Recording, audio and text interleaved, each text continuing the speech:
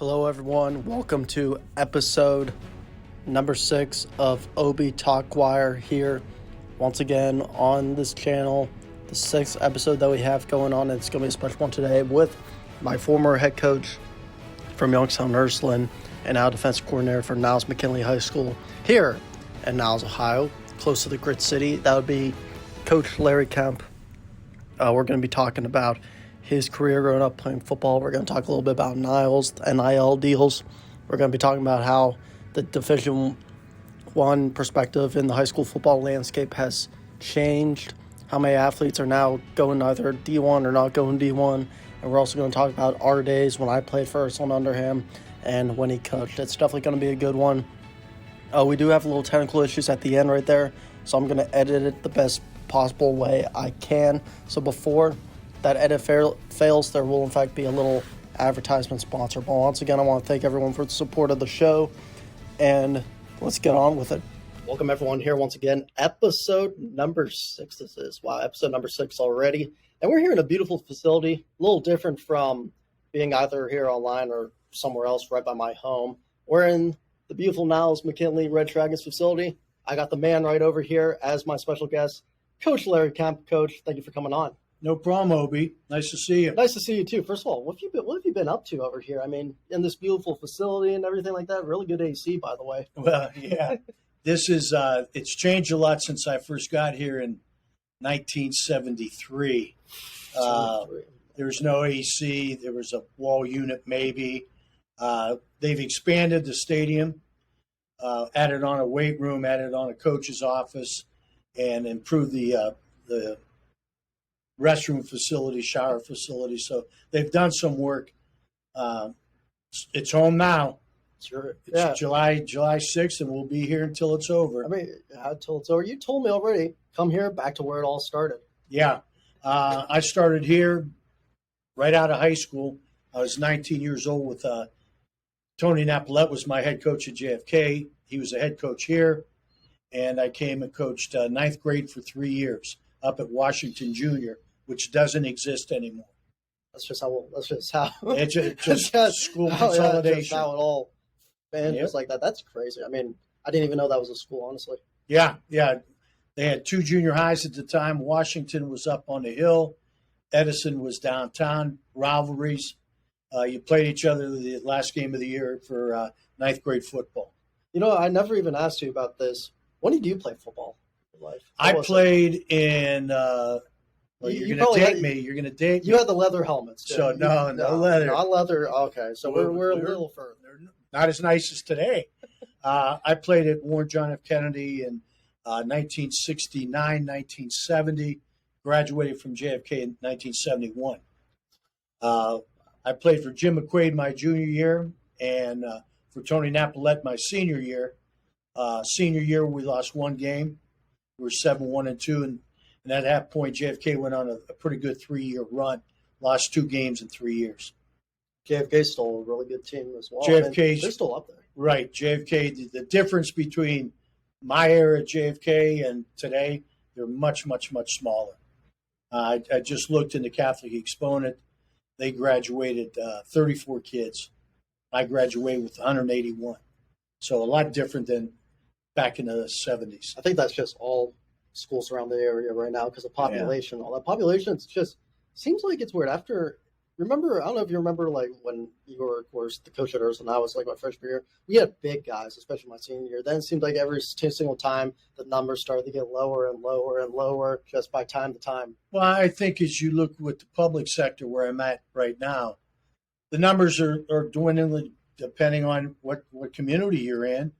And with the private sector, it just who's going to pay the money and who's going to get the help to go to those places. I know Ursuline's population is a lot larger than Cardinal Mooney's now. Mooney's is still larger than JFK's. I did look, and I counted for whatever reason. I counted the number of graduates in the 5 schools that were in the Exponent. There isn't one that graduates 100 kids. Really? They're all under 100. One school, Ashtabula St. John, was 19 kids. So, and again, that's, who values an education, where, and what's the cost? especially with costs now and inflation going up. I mean, you're going to experience a lot of absolutely. Education and all that stuff. Especially if you live far, say like you commute all the way for like 30 minutes. There's your gas prices right there. Right. That's tough. I mean, those go into decisions in a school district, even with open enrollment. The one thing open enrollment has done, in my opinion, it's taken away, people shuffling just to go to the parochial school. Now they can go to the Christian school. They can go to the other public school, and that's why you see a movement within public numbers. So, when you were, this is basically the 70s, and when you played, what position did you play? Were you defensive tackle? Were you? No, shoot, I was a lot thinner there too. I was a strong safety, and I was also a running back, primarily on a defensive end. Started for Coach Knapp back at that time, and like I said, we had a good year. We were 7-1-2, best year they had there, and until things started rolling with Coach Knapp. Do you think you could have been someone like a key seeking a 40 time with yourself way back then? Well, yeah, I ran a 4.6. 4.6. I couldn't run a 4.6 now. I couldn't run right now. I was quick.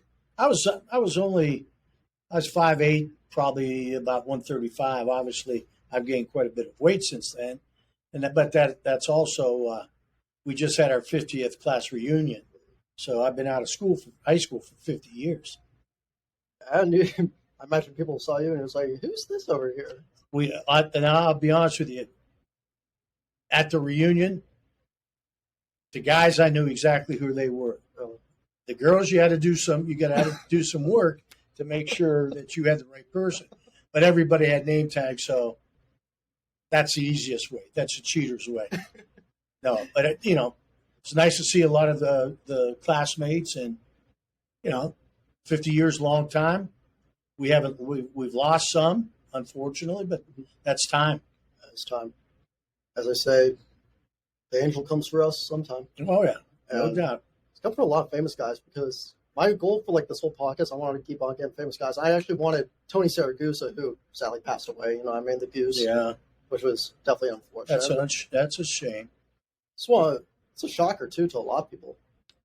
Well, yeah, you go, and I'll go back with when I coached you guys. Get busy living, get busy dying. Get busy dying. Go right back to Shawshank Redemption. I don't think I remember that quote. Yeah, you don't? I don't remember that quote. Mo remembers it. Mo Capabianca, Marjone, Anthony Marjone, they remember, because they'll text me that all the time. I'll get texts from my former players over at Ursuline, and usually that comes up somewhere. Mo Cappy right now is trying to be Dave Portnoy somewhat with his one bite reviews. I don't know if you've seen them at all. I don't know. I mean, he's lost a lot of weight. Mo's lost a lot of weight. I think the best pizza, though, that, I don't know, he said Corner's Burger this time. I don't think nothing beats a Wedgwood, honestly. You're an Austin Town guy. You're a West Side guy. Oh, I'm not fully in Austin Town. I'm like 5 minutes from it. Yeah. Uptown's really good, though. I like Uptown. Uptown's good. I also like, there's a place in Girard called the Royal Gardens. It's an offshoot of the Bellaria's. And their Bellaria pizza is much like the North Side, right across from Ursuline. Yeah. Because that's the original. That's the original Bellaria, and I never even knew that was the original. Right across from the practice field, the old practice field. Yeah. It's good pizza. Cornersburg's good pizza. Yeah, they're all good. Would you ever do a one bite review? No, I don't. If someone like Portnoy comes to your door and I'll say, "Hey, want to do a one bite?" I'll tell you what I don't do. I don't eat certain ones. They're off limits to me because I don't like them. Really? I won't even name them. Pineapple bacon? Oh no! I mean companies. Oh, companies. Now pineapple bacon. You don't have pineapple on pizzas. I can't do that. You don't? No. I like pineapple. No. Yeah. Look, Wedgwood's pineapple bacon is probably the best one they have. You give me a nice Briar Hill. You give me one with sausage and pepperoni. That's fine. You give me one the meat lovers. That's fine. A white pizza with hot peppers. Those are good. I don't go.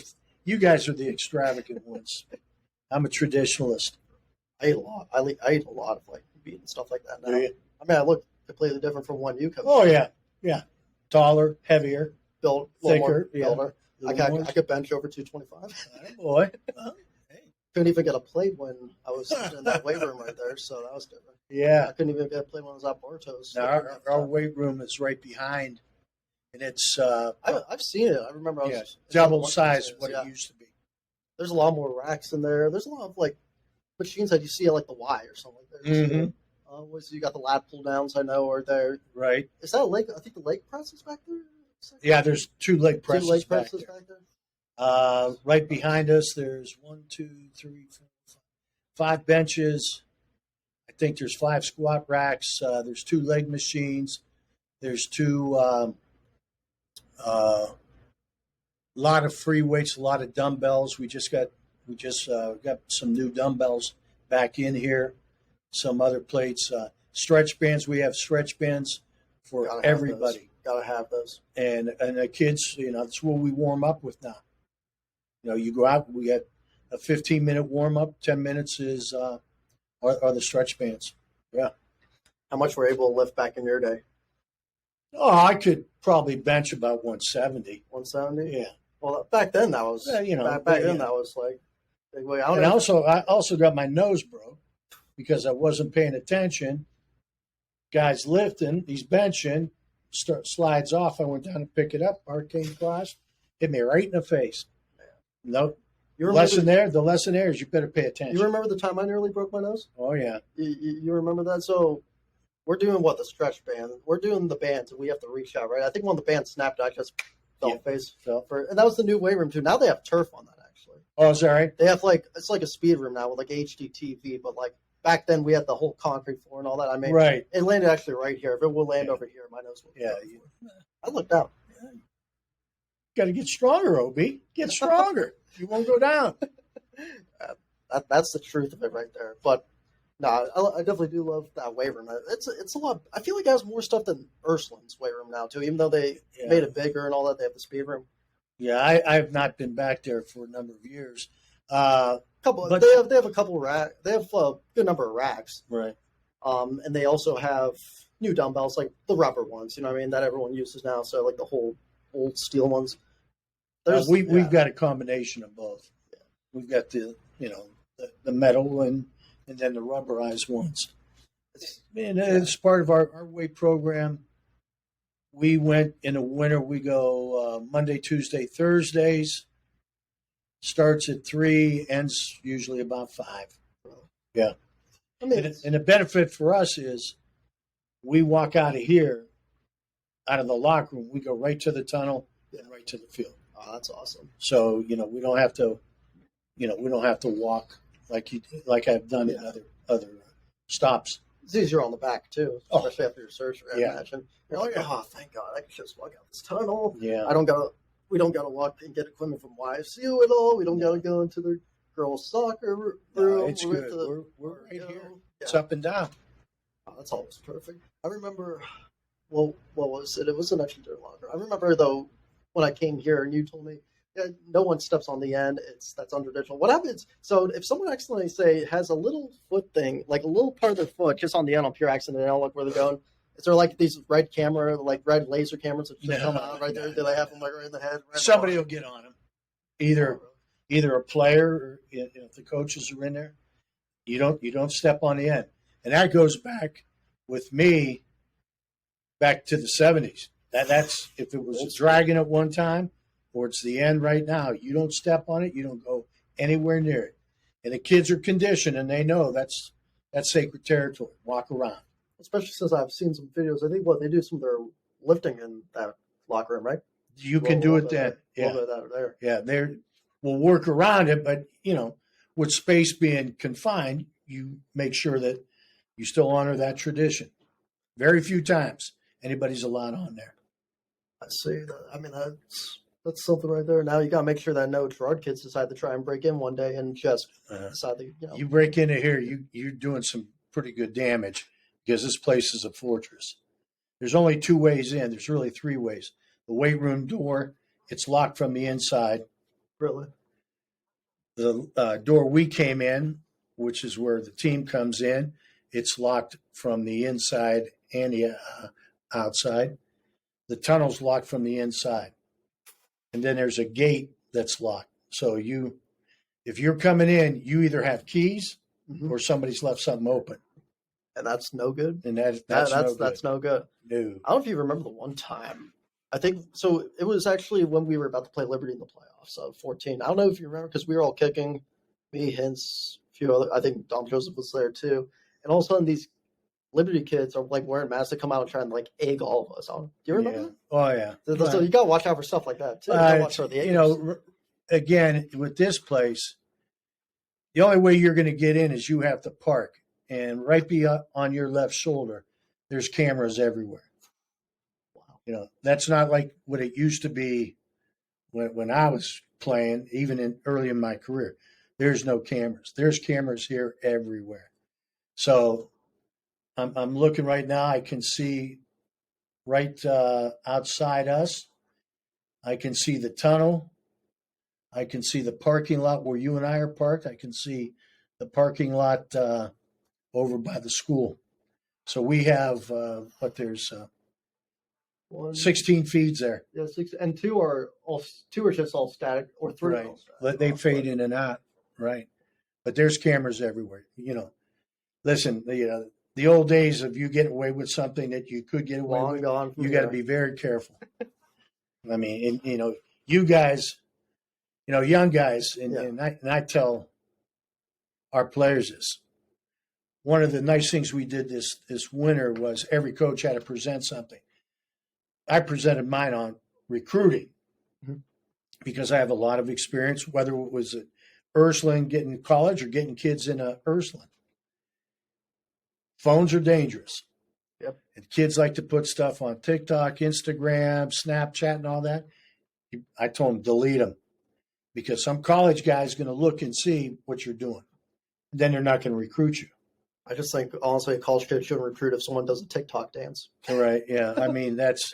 If it's cringy, especially if it's cringy. Like, I imagine, shout out to Jesse Curry, by the way, the best TikTok legend of all time. But if you did that back in high school, I imagine you'd probably go yeah, there'd be trouble. You'd go find him. And I'd find everything. You find Mr. Curry, you'd be like, Mr. Curry.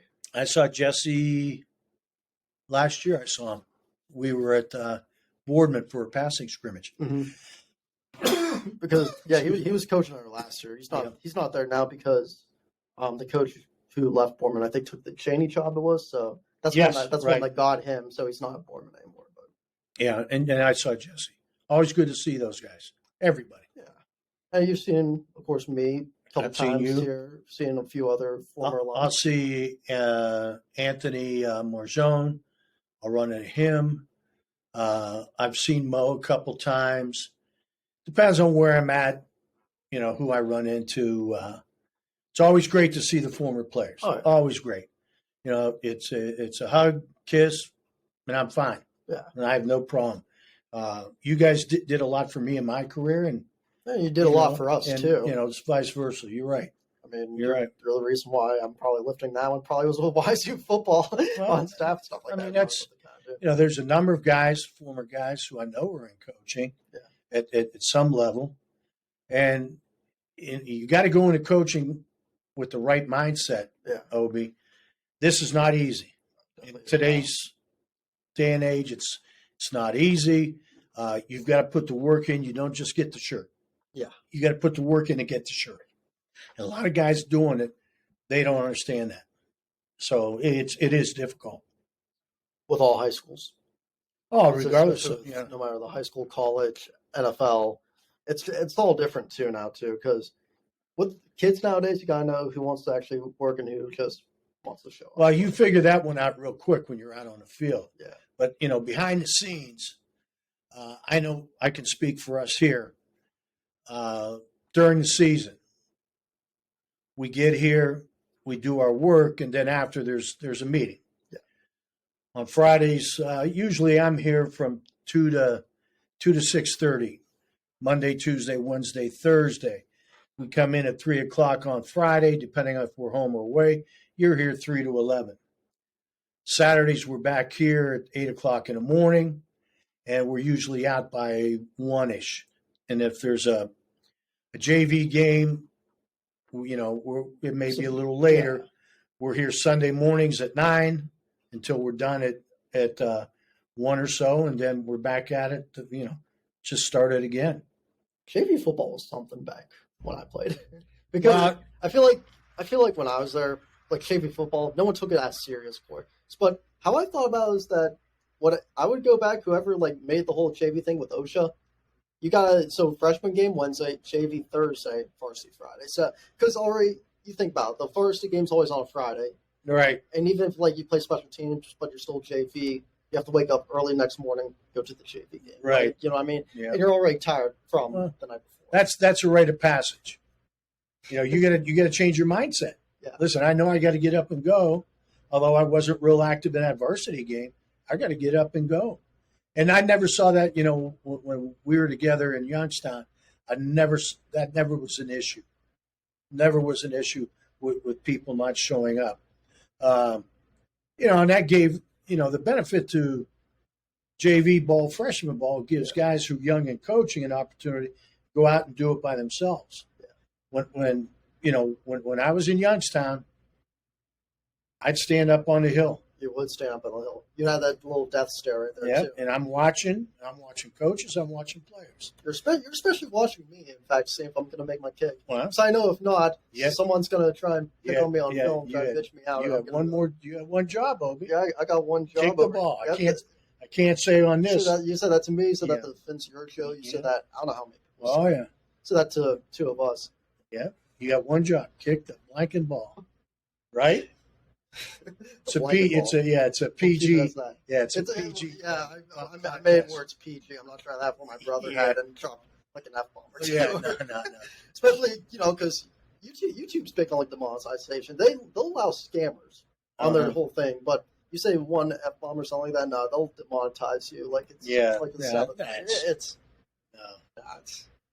So I mean that's the best part of the youth, whether it be junior high, freshman, JVs, or varsity. You get experience being on your own. Let people fly. Then if there's something that needs corrected, we correct it. It's okay. So everything's a learning process. Mm-hmm. Right now there's some things like, obviously you played for me, and there's a lot of intensity coming out of me. Oh, yeah. Right now we're in a process. We got to curb it because of the political correctness, and everybody's been out of shape. We're very sensitive. Yeah. So I try hard not to be as like you were verbal. Back. Yeah, but I feel like we're missing some of that too a little bit. No doubt in my mind. In the world, you know what I mean? No doubt. No matter who's in office, no matter who's like your mayor or whatever, it's like it seems like in the world there's a lot of that going on. It's just everybody is a lot of people getting out of high school. They want to go to college. That's fine. There's a college that some people don't attend anymore. It's a college of hard knocks. Life's not easy. You're going to get knocked down. If you don't like working 7 to 3, you have a choice going to 3 to 11 or 11 to 7. You got to you have to adapt. They're not going to adapt to you. Just like college. Yeah, they're not they don't care if you're in class in college. Collegiate football, especially. Yeah. It's basically, especially from now being like I see for 2 years, when I was here for 2 years, it's, because I wasn't there when Bo did it, but I know they practice kind of like how we would in the evening. With basically Coach Phillips, they wake up at 5 a.m., they go lift for an hour, then they come into the film room, like this is during the season, then they go out on the field or wherever, either on the field or in the Watts practice, and then they're done for a little bit, but then you have the meetings later on. You have more meetings. You have lunch, dinner. That's a bigger business than what we're at. Ours is still, and hopefully it's fun for them at that level. I'm sure it is if they wouldn't do it. You got to make this fun, because if you don't, you're going to lose kids. And there's a lot of options out there for kids to do something different. Being pulled to the workforce at a young age or just not doing anything. So what we'll do, like on Mondays after we get our work done, just to take the edge off, we've played kickball. We've had a quick kickball tournament from like 5 to 6. I imagine you send that thing out of the park and kickball, don't you? You send that ball out of the park. Not anymore.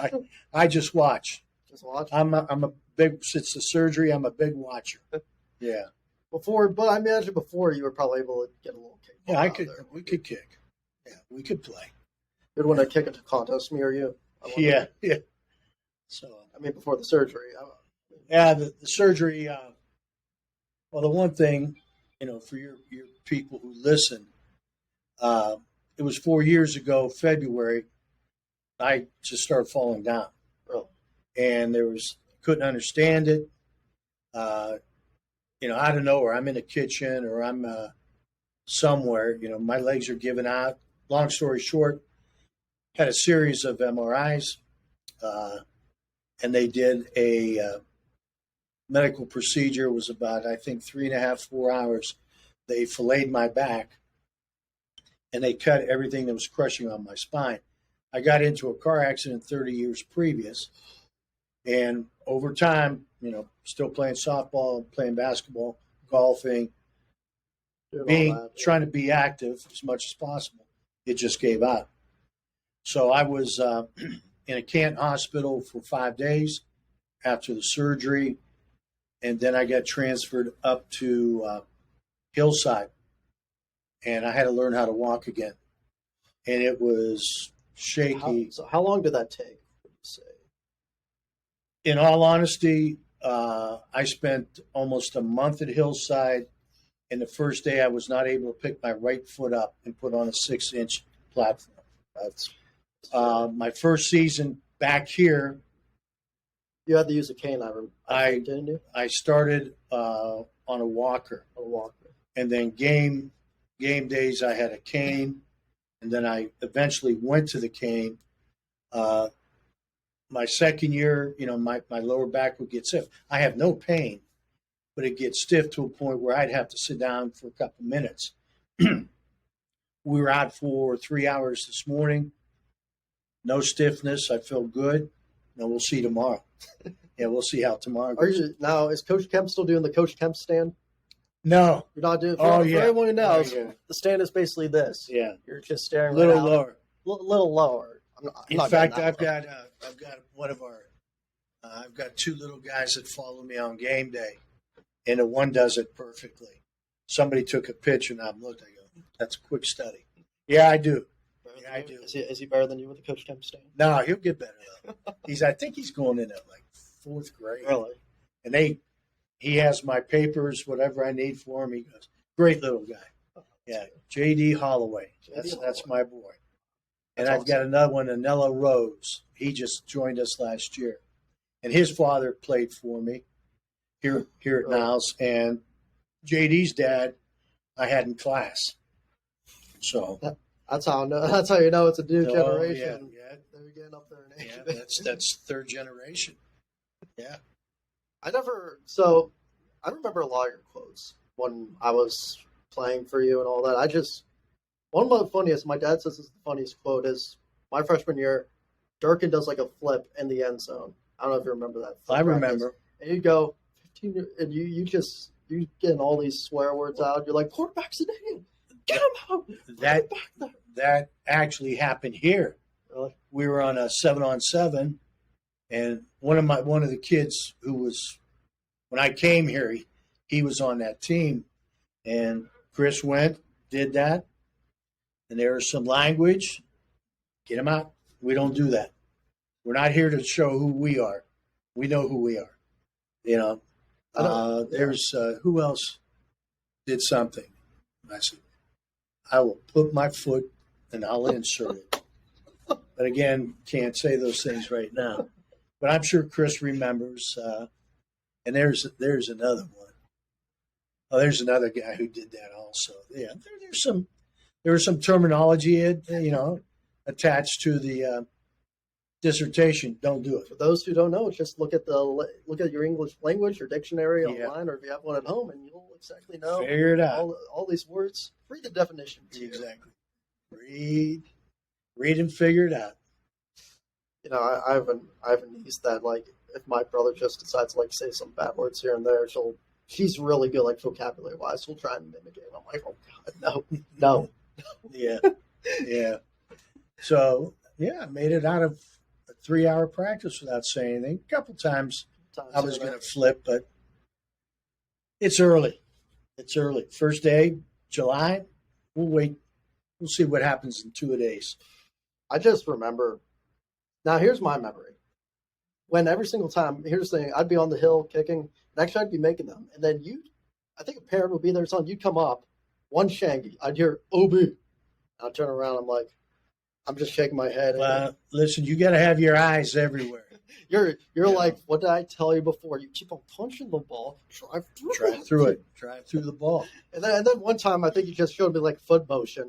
I'm just like, please leave me alone.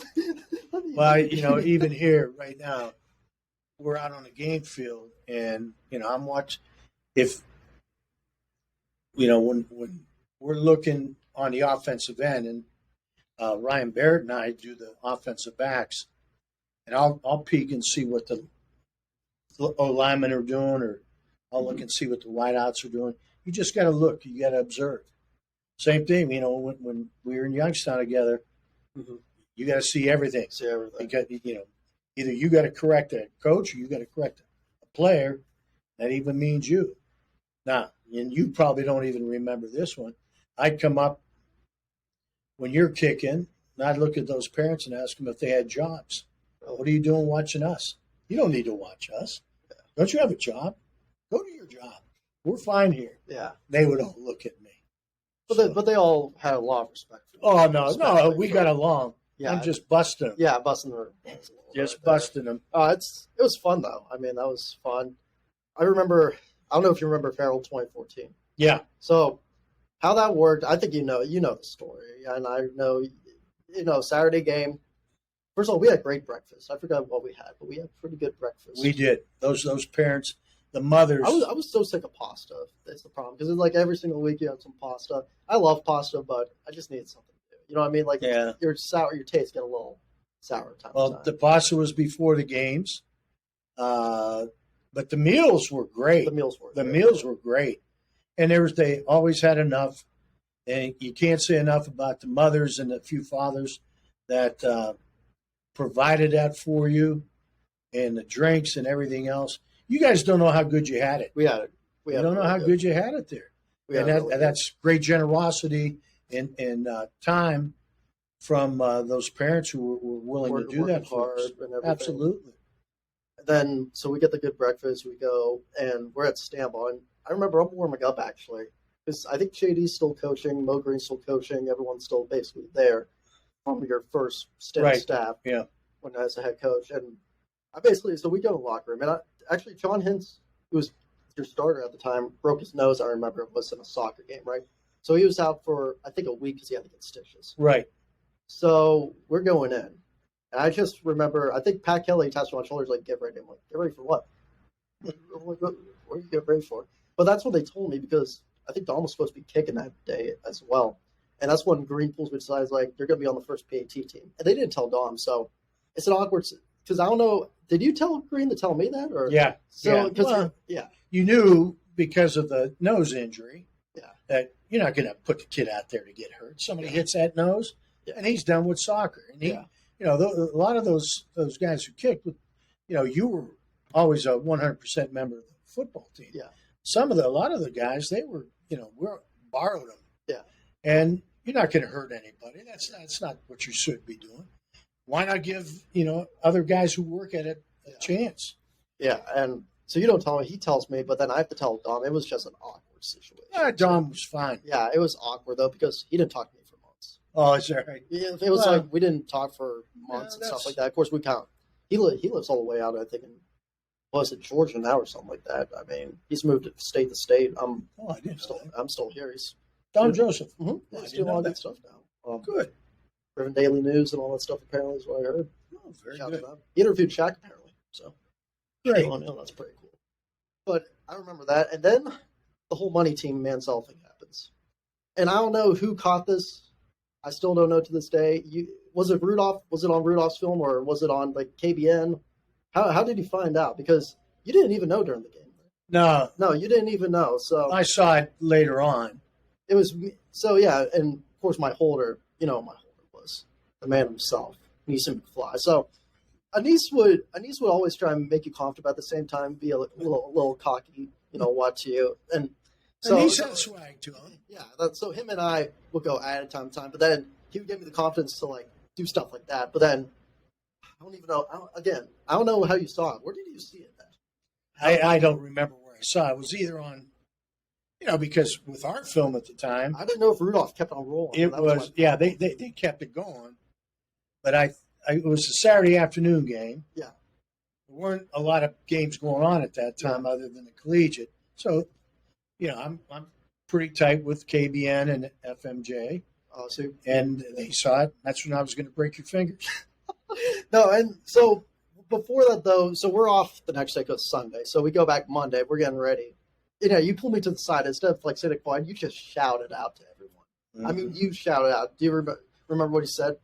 Censor it, but I'm sure there's a vocabulary. I'll break your fingers. You do that one more time, I'm gonna break your fingers. Is what it was. Well, like, here's the thing too. What you have to understand. I think my dad was okay with it though. He's like, yeah, if you need to break it, break it. I don't want any attention on any individual people. That attention should be on us as a group. Celebrate with your teammates. That's great. The individuality stuff don't need. That's why those guys are getting millions of dollars on Mondays and Sundays and Thursdays, Saturday, however long they play. You're not making a cent. Yeah. So there's a lot more structure and discipline within within the high school level, which there should be. Wonder now with whole NILs and all that, it's just they might be trying to do some of that. I'm glad that failed. There's no reason for that to be in high school athletics. No reason. Yeah, and then now in college, I wonder if they're good. Because you see all right people are transferring. Because show me the money. Show me the right? Exactly. That's show me the money. And that's going to hurt some schools that don't have an access to that, and some schools are going to benefit greatly from it. I'm not a big fan of the NIL, and I'm not a big fan of the transfer portal. Really, I don't like that at all. Because let me rephrase this: if the coach who brought you in, who recruited you, and said he was going to stay for 4 years, if he leaves, you should be able to leave. That I understand. Mm-hmm. But just because you're not getting the playing time you think you deserve, there's reasons for it. There's reasons for it.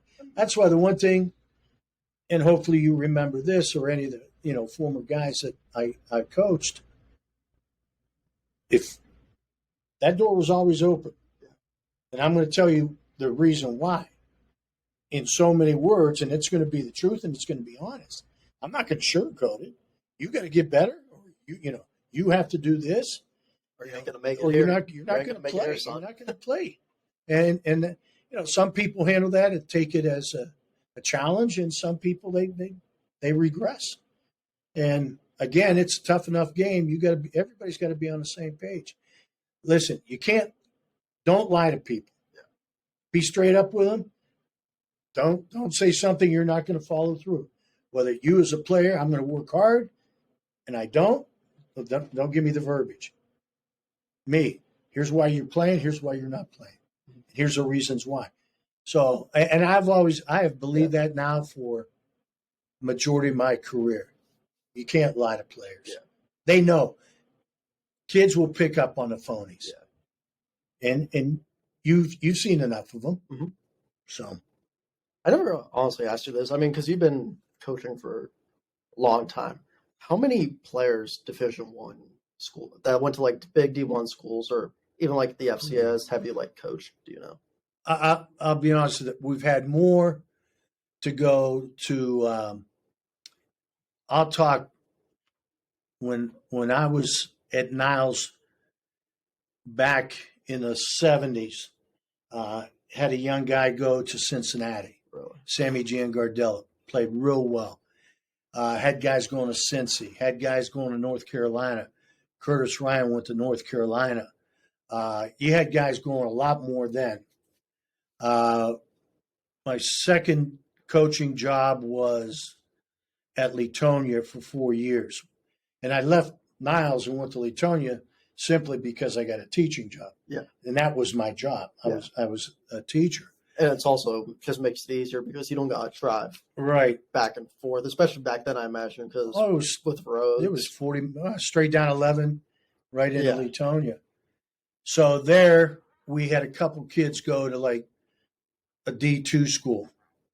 Came back here for 10 years in the 80s, and we had a number of guys who went to some smaller D1s and some Youngstown state size, a lot of twos and some threes. So we've been fortunate. Still good. You know, Gerard, we sent people, one kid went to Ball State, Mike Kerrigan. Jerome Christian came to Youngstown. Rusty Morgan went to Indiana State, I believe. Really? And then as things went on, we had a lot of guys who were going.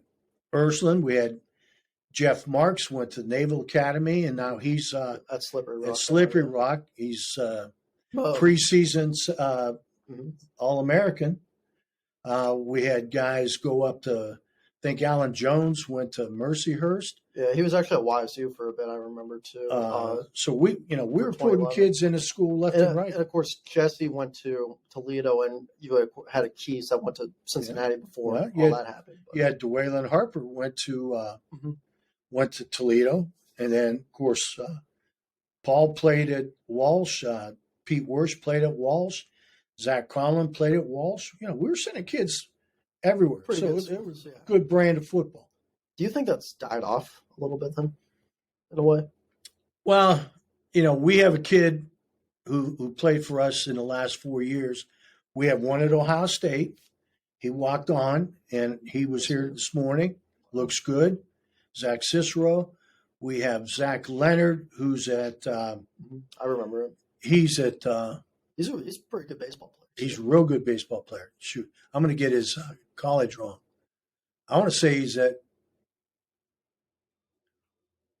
Wesleyan, Ohio Wesleyan. He'll correct me, I'm sure. You know, he's there, and we have kids who are going to try. You know, people get caught up with D1. Yeah, people get caught up with going to Youngstown State or that. Listen, go play. I don't care if it's D3. There's very good D3 football. Go to John Carroll. Very good. Go to Mount Union. Really good. Very good. Very good. Go to Slippery Rock, D2. Pretty good. Very good. Yeah. Go to Youngstown State. You know, they play in a great league. A really good They play in a great league. Walsh plays in a great league. So there's you want to play football. Yeah, but, especially if you're in like a conference like the Missouri Valley, it's a lot tougher. Yeah. You know, if you know, people think they're D1 prospects and they're misguided. They're misguided with that. I mean, you're playing guys like Carson Wentz. Like if you went to YSU, for example, like that's not an easy thing to do. Correct. We were in the playoffs at Girard, OB. Yeah. And we're playing Mentor Lake Catholic. Yeah. The whiteout at Mentor Lake Catholic is Joe Jaravicious. And our DBs were 5'8", 5'9".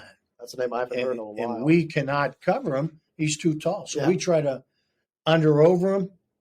We're losing 33-0 at halftime because they had great talent.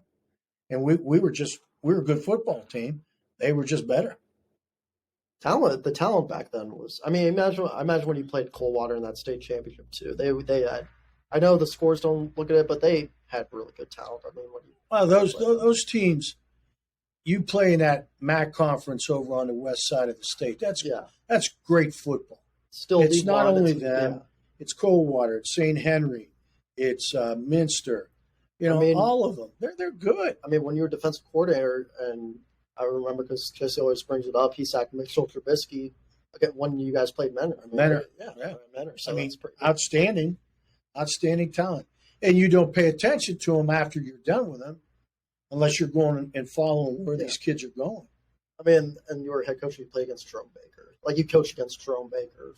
Well, you know, you look. So, good number of NFL stars. When we played, my last year at Ursuline. I remember that, yeah. It was. our first 6 games were away. Yeah. You're playing Massillon. You're playing St. V's. You're playing Benedictine. You're playing Hoban. You had East, who was very good at the time. Yeah, 2018. Very, East was really good. very good team. You had Boardman. You had Mooney.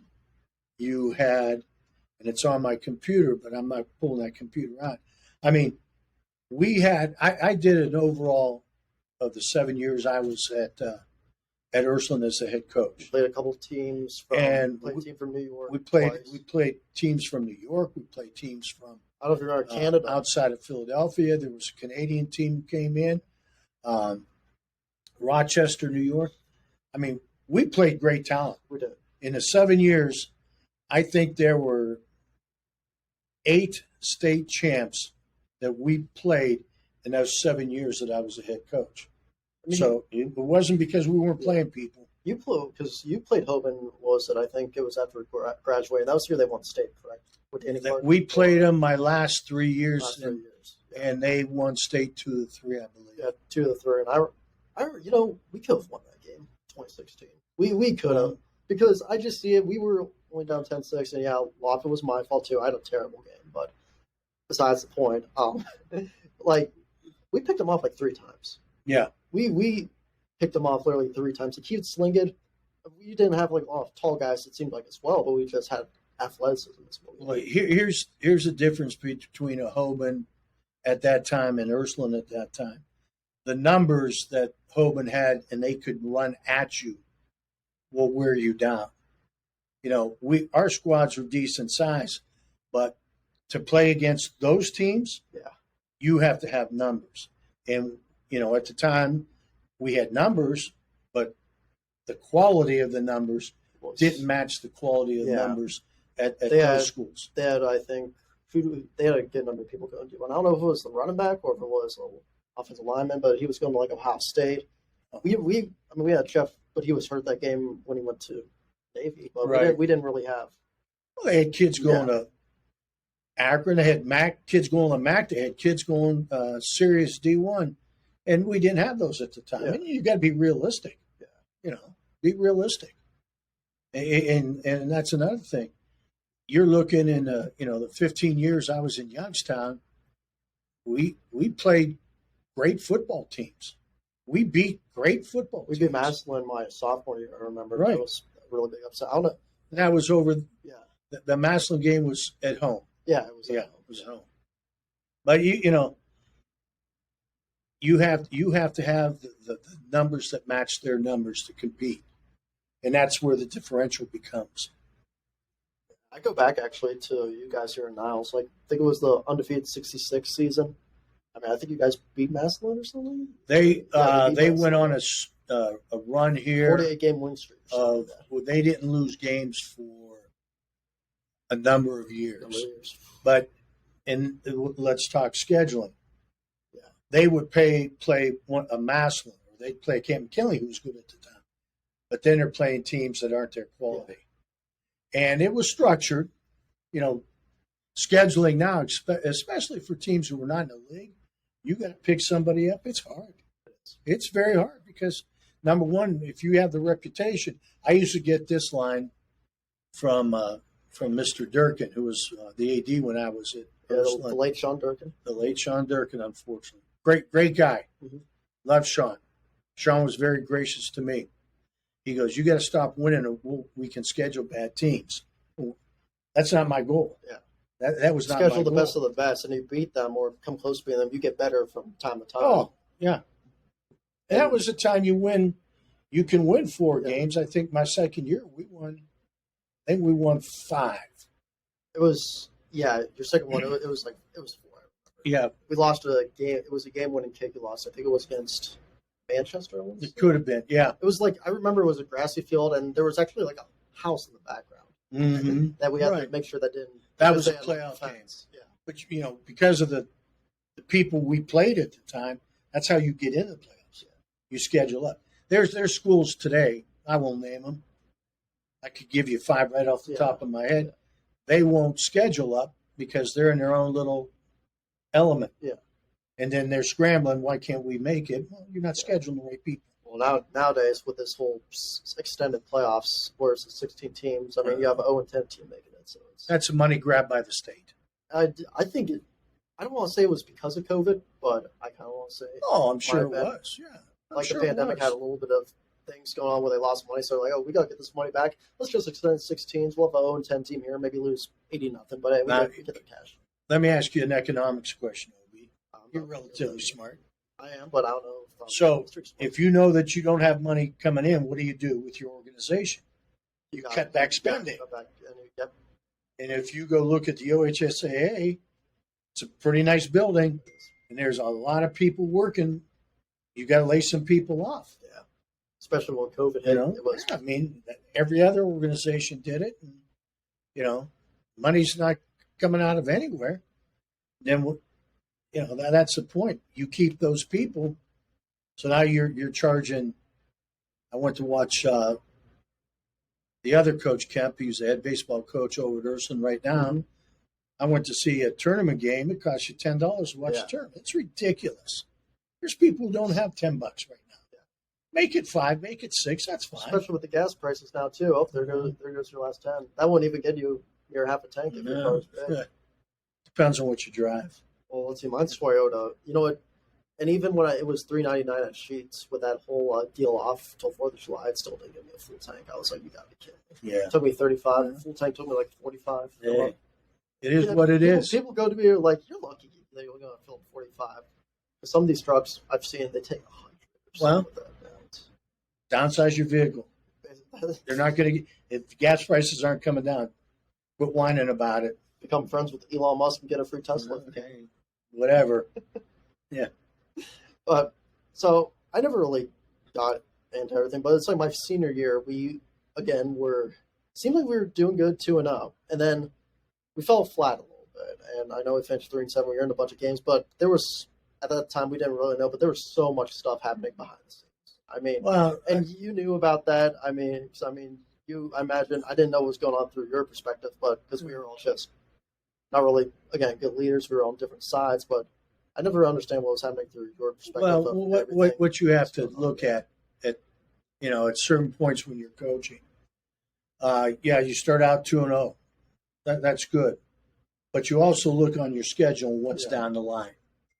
And, in regards to the outside stuff, what you look at is what can I control? Yeah, and it was. If I can't control it, I'm not worried about it, and that was my mentality.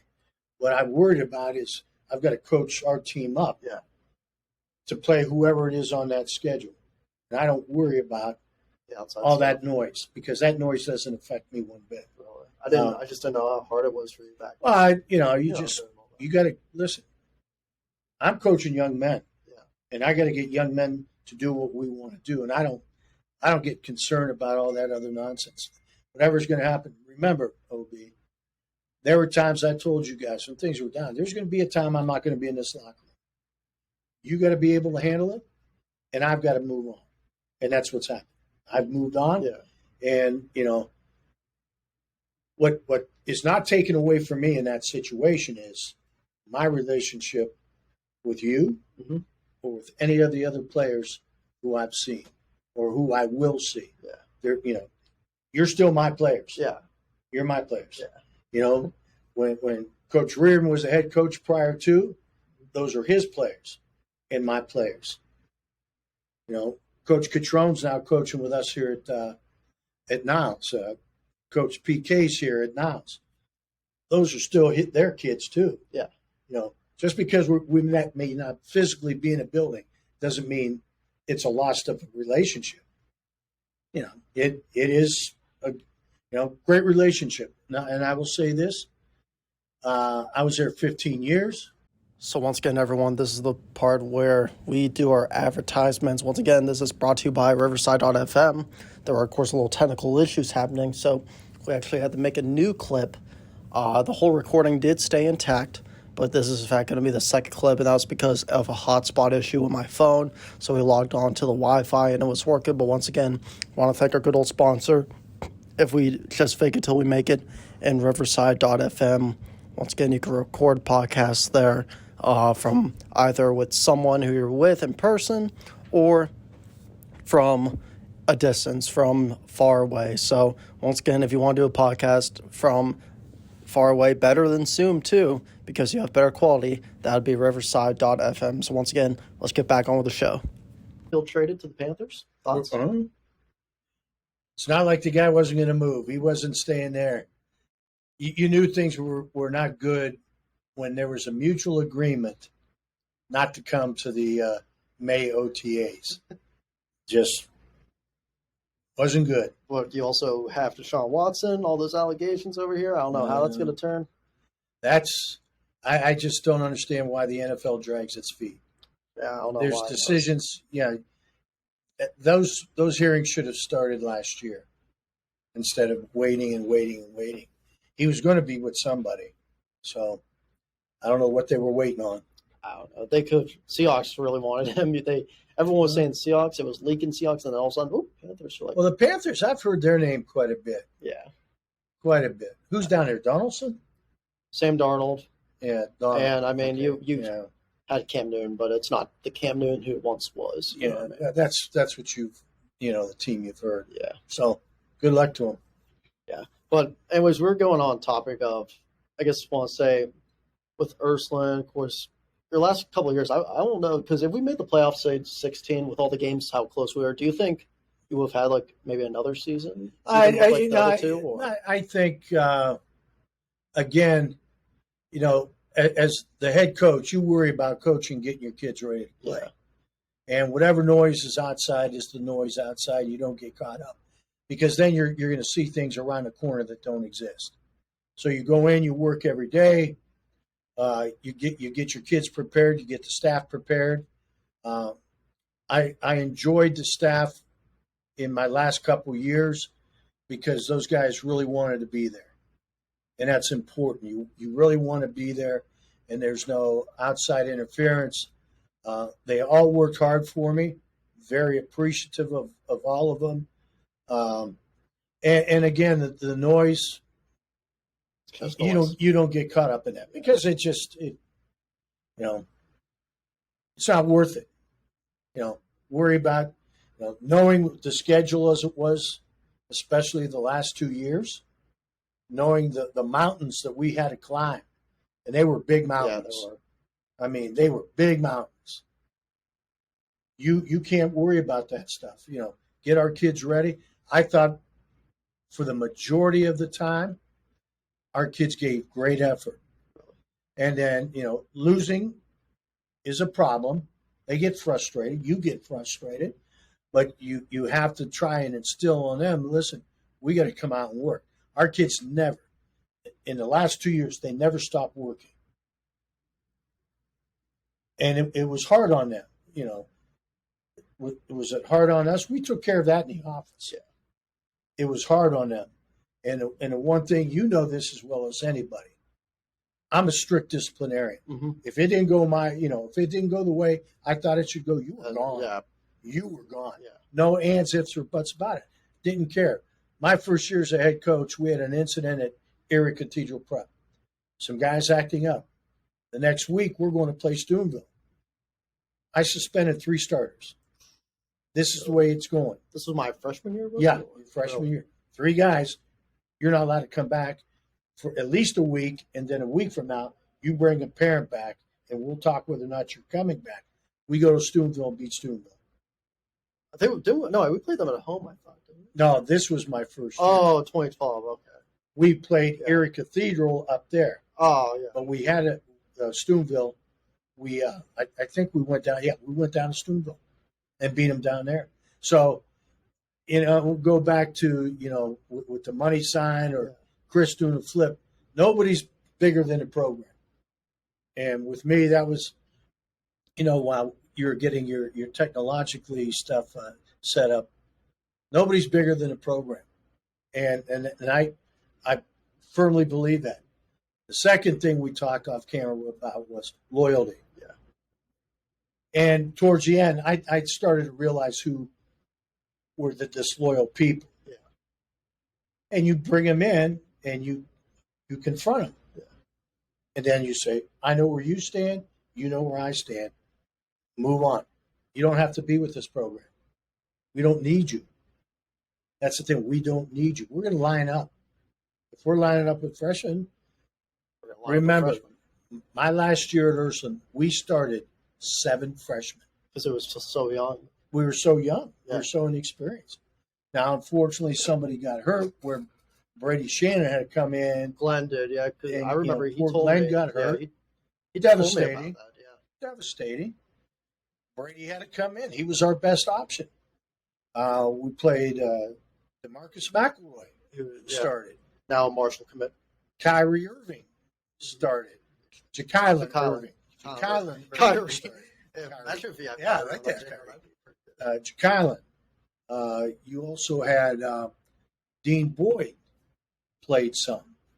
I think Patrick McCarthy got thrown in. And there's one other skill kid got thrown. So you're looking at 7 freshmen playing against Hoban, Benedictine, St. Louisville, Massillon, Louisville. That's not fair to those kids. They were champs. They took the opportunity, and they ended up having some success. And also, while we were off air, as I was watching my son's team, baseball team, play, I always sat on the opposing side. Any of my players from that era saw me, they came right up to me, and we sat and we had long conversations, and there was a hug from each and every one of them. And that's one of the pluses in my 7 years as the head coach here. We had good kids. We had real good kids. If there was a problem in the school building, who took care of it, OB? Me. I took care of it. If the teacher had a problem with a student, I took care of it. We had study table. Not to say not to say that stuff's not going on anymore. I don't know what's going on there. It's none of my business. I'm concerned with Niles McKinley High School. And that's where my focus is. With that study table and all that. You also have to worry about 2 a.m. in Youngstown. Oh, yeah. Yeah. I mean, it's, well, listen, there's problems over here, too. It's just not the yo. I should have worn that shirt instead of this one coming in with the 2 a.m. shirt. 2 a.m. shirt, yeah. Maybe when, who comes on the show, I'll probably have him. Who's that? Probably Anise. Anise. I texted him, see if he wants to. He's like, sometime, everyone's busy now. Where's Anise at? He was at Coach went to Ohio State. I think he works for Apple or something like that. Great for Anise. Great competitor. I'm going to ask him, again, if he was taller, would he probably make D1? I would think so. But. Well, it depends on how that D1 body's filled out. Yeah. That's one thing with recruiting. I don't care where you're at. If you're good enough, they're going to find you. Yeah. They find them at JFK. They find them, at the smaller schools. They find them here? They find them here. I mean, geez, man. Everywhere. Your name's out there. Yeah. Your name's out there. So, and the key, what was always the key? Your academics. Mm-hmm. Grades first. If you were not eligible, I wouldn't play it. It was a no-brainer. You knew.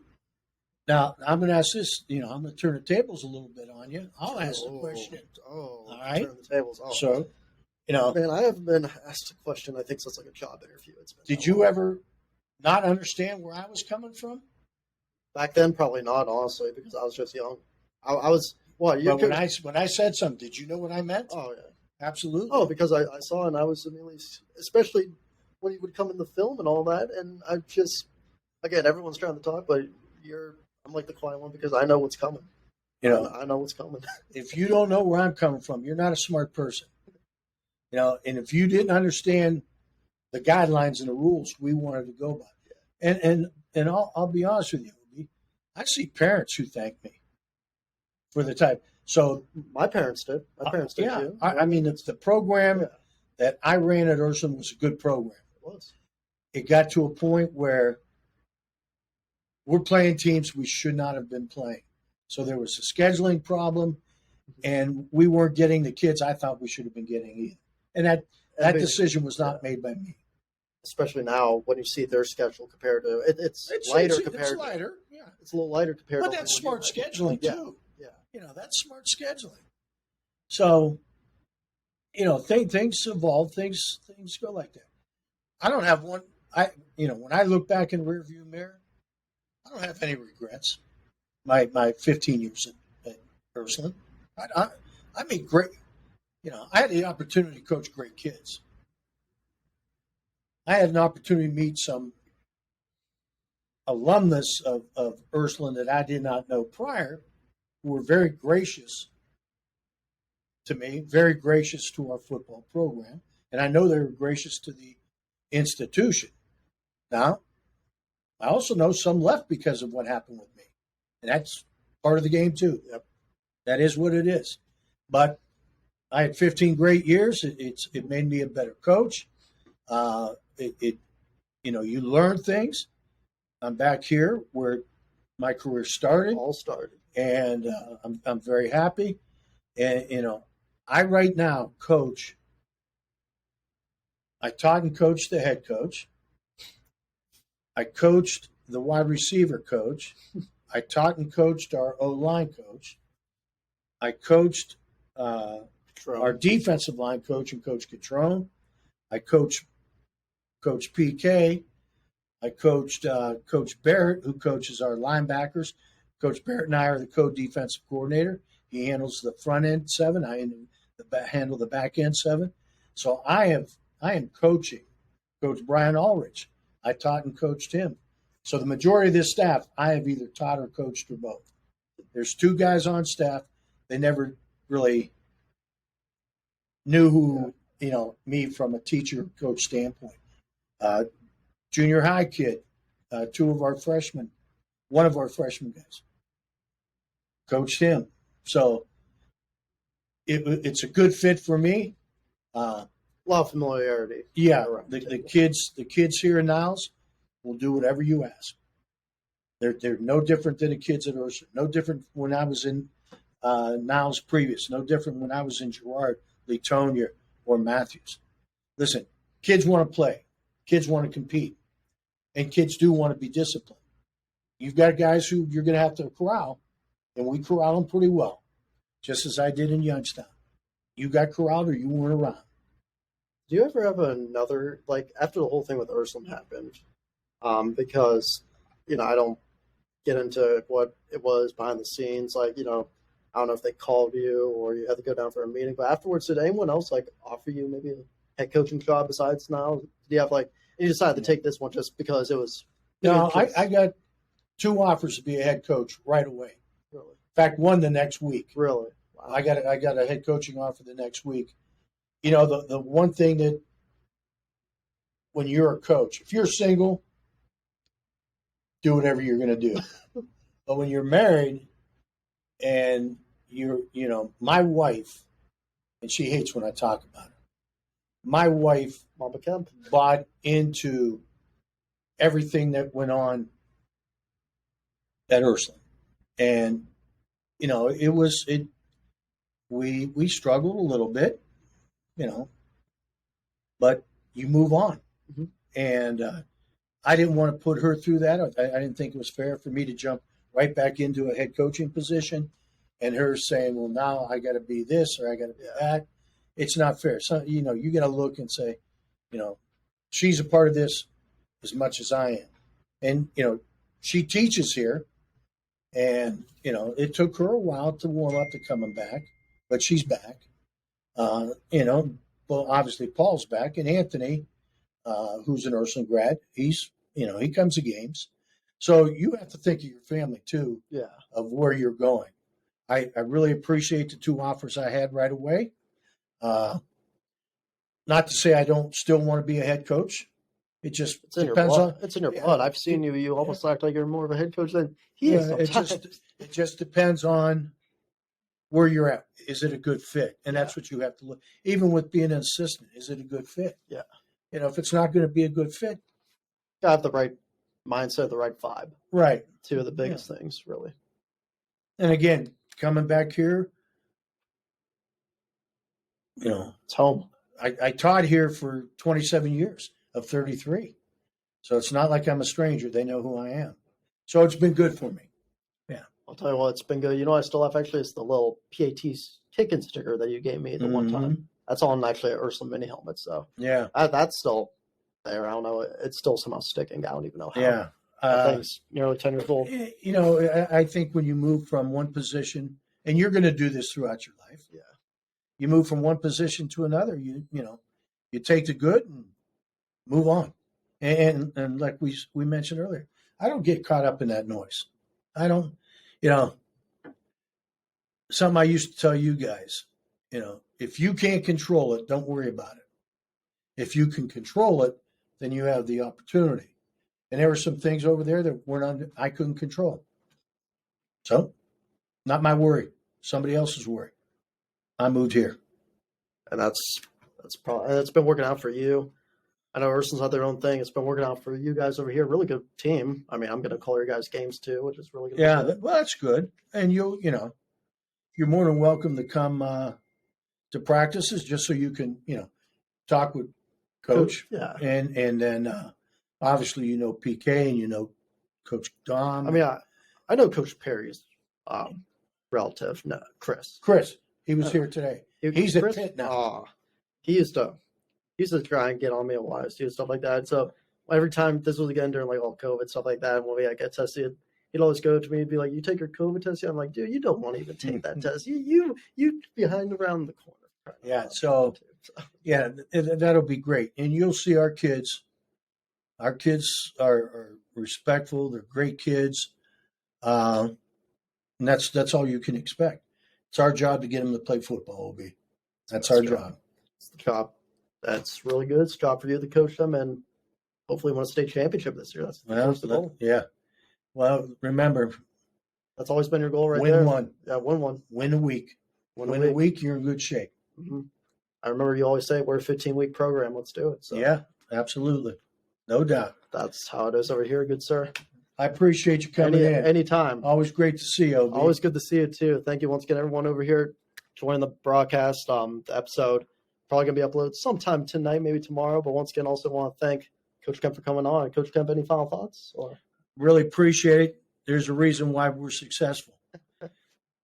My kids at Ursuline, my kids at Niles, my kids at Girard, my kids at Matthews, kids at Latonia have a great relationship, and they're successful because they want to be successful. Thank you very much. I appreciate you. Thank you, Coach. Anytime. All right. Have a good one, everyone. So once again, everyone, I want to thank Coach Larry Kemp for coming on this episode. It was a great talk. If you haven't also noticed, he was, in fact, inducted into the Trumbull County Football Hall of Fame. So thank you to the Trumbull County inductee, Hall of Famer, for coming on, Sports Hall of Fame, that is, for coming on to the show and giving his whole story, his whole career from football to coaching to Niles and to back home to Niles, especially after his head coaching gig. It was a really great time talking with him, and I hope you all enjoy. Now the next episode, going to a different territory, not Niles McKinley. We're going to the Roadway Inn Motel, everyone, with Michael Jones, who lost to fantasy football. We're going to talk about that and a lot more on the next episode of OB Talkwire, episode 7, the Roadway Motel Experience with fantasy football loser Mike Jones. I hope you guys listen to that one. We'll do that Friday, and it'll probably be uploaded by next week. Thank you all so much for tuning in to the show. I'll see you all next time.